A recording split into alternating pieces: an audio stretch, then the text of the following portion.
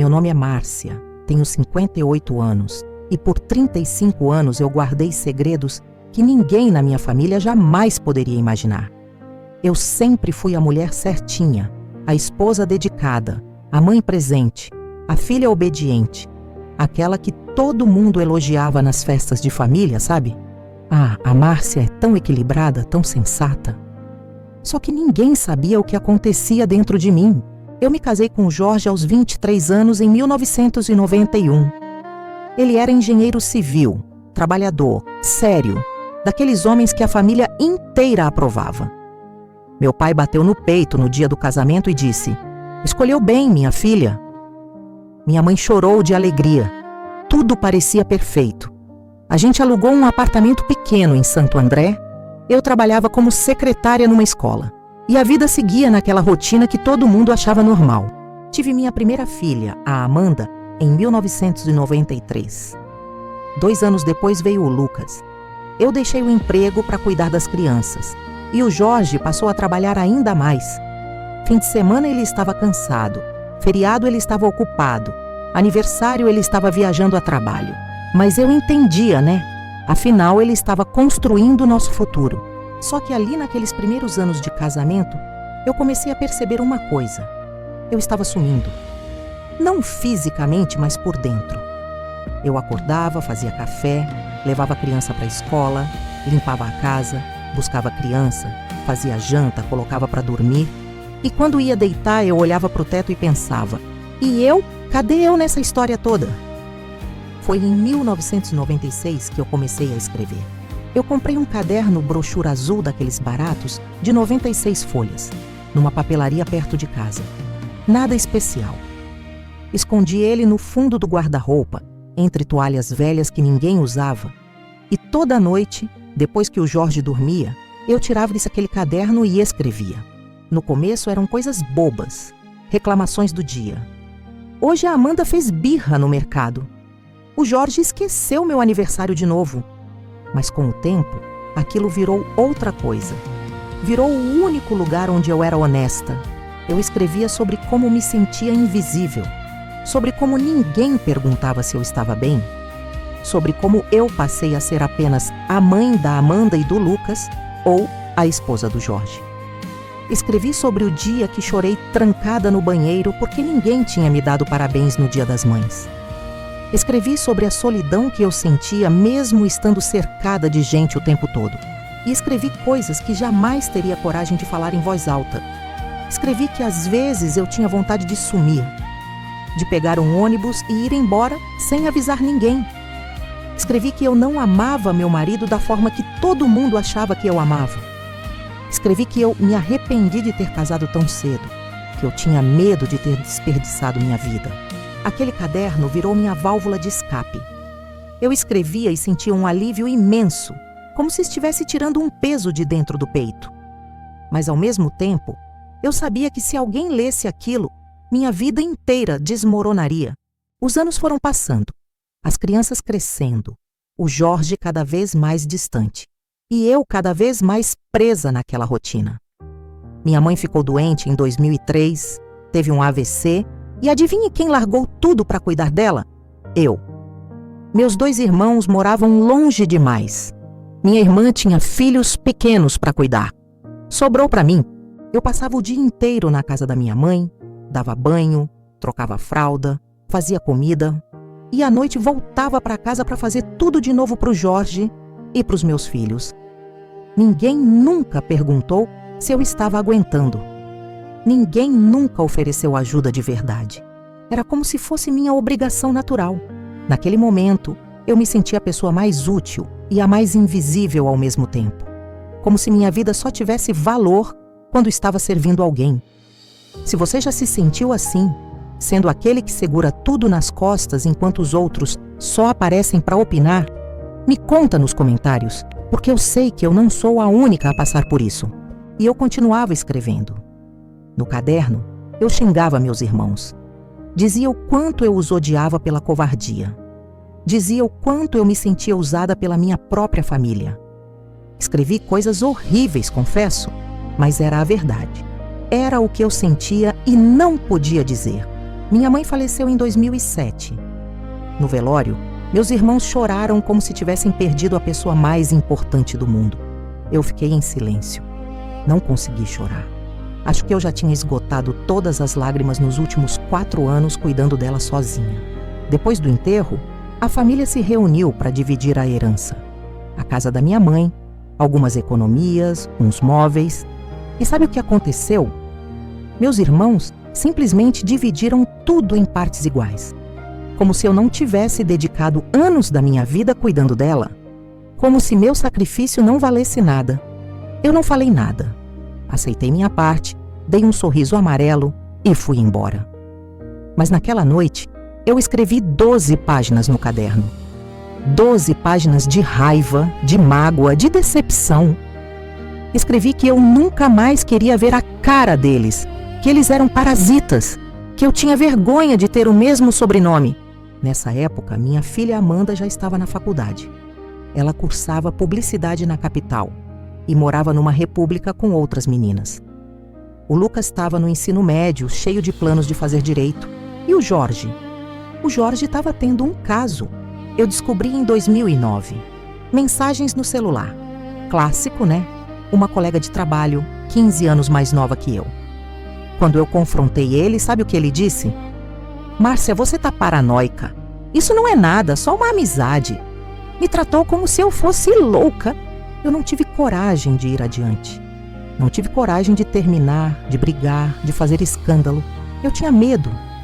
Medo de ficar sozinha, medo de decepcionar os filhos, medo do que as pessoas iam falar. Então eu engoli. Fingi que acreditei e escrevi tudo no caderno. Escrevi sobre a dor de saber que ele estava com outra, sobre a humilhação de fingir que estava tudo bem, sobre o ódio que eu sentia dele e de mim mesma por ser tão fraca.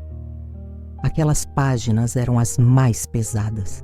Eu relia e sentia vergonha, mas não conseguia parar de escrever. Em 2018, eu tive um susto de saúde. Um nódulo no seio. Fiz biópsia. Passei por todo aquele processo angustiante de esperar resultado. Fiquei 2 semanas achando que ia morrer. E sabe quem ficou comigo nesse processo? Ninguém. O Jorge estava atarefado demais no trabalho. A Amanda morava em São Paulo, casada com a vida dela.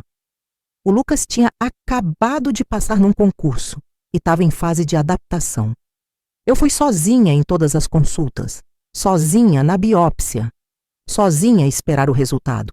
Quando saiu o laudo e era benigno, eu liguei para todo mundo para avisar. A resposta foi: "Ah, que bom, mãe! Sabia que não ia ser nada. Fica tranquila." Como se aquelas 2 semanas de terror não tivessem existido. Naquela noite eu sentei no chão do meu quarto, abri o caderno e escrevi uma frase que me arrepiou. Se eu morresse amanhã, essa família ia sentir falta de quem lava, cozinha e limpa, não de mim. Eu chorei tanto que molhei a página. A tinta borrou. Mas eu não consegui parar de escrever. Escrevi que eu me sentia um objeto, uma ferramenta, algo que só tinha valor enquanto funcionava. Até hoje eu me pergunto se eu fui cega demais ou se eu só confiei nas pessoas erradas. E você, no meu lugar, o que faria? Teria coragem de fazer o que eu fiz? Me conta nos comentários. E foi nesse mesmo ano, alguns meses depois, que aconteceu o pior. A Amanda veio passar um fim de semana em casa. Ela estava mexendo no meu guarda-roupa, procurando uma toalha, e encontrou o caderno. Eu estava na cozinha quando ela apareceu segurando o caderno azul. O rosto dela estava branco, as mãos tremendo. "Mãe, o que é isso?" Meu coração parou. Eu sabia exatamente o que era. Eu tentei pegar o caderno da mão dela, mas ela deu um passo para trás. "Você escreveu tudo isso? Tudo isso é verdade?" Eu não consegui responder. Fiquei paralisada. Ela começou a folhear, lendo trechos em voz alta. As partes sobre o pai, sobre os tios, sobre ela e o Lucas, sobre como eu me sentia invisível, sobre como eu me arrependi de ter casado, sobre como eu pensava em sumir. "Mãe, você realmente sente isso tudo? Você nos odeia?" "Não é ódio, Amanda, é o quê? Você escreveu aqui que se arrepende de ter me tido tão cedo. que eu te prendeu. Ela estava chorando. Eu também estava. Tentei explicar, tentei dizer que aquilo era só um desabafo, que era meu jeito de lidar com as coisas, mas ela não quis ouvir. Pegou o caderno, saiu do quarto e chamou o Jorge. Em 20 minutos, minha vida inteira virou de cabeça para baixo. O Jorge leu, o Lucas chegou e leu. Eles se trancaram na sala e ficaram horas conversando. Eu fiquei no quarto, sozinha, esperando. Quando eles finalmente vieram falar comigo, a Amanda estava com uma expressão que eu nunca tinha visto. Desprezo, ela disse: "Mãe, a gente sempre achou que você era essa pessoa doce, essa mãe perfeita. Mas você é falsa. Você mentiu pra gente a vida inteira. Fingiu que estava tudo bem quando na verdade você estava cheia de ódio." O Jorge foi mais direto. "Márcia, eu acho melhor você ir morar um tempo na casa da sua irmã. A gente precisa de espaço." Eu não acreditei no que estava ouvindo. Eles estavam me expulsando da minha própria casa, por causa de um caderno, por causa da minha sinceridade. Eu fui morar com minha irmã por 3 meses. Foram os 3 meses mais difíceis da minha vida. A Amanda não atendia minhas ligações. O Lucas respondia com monossílabos.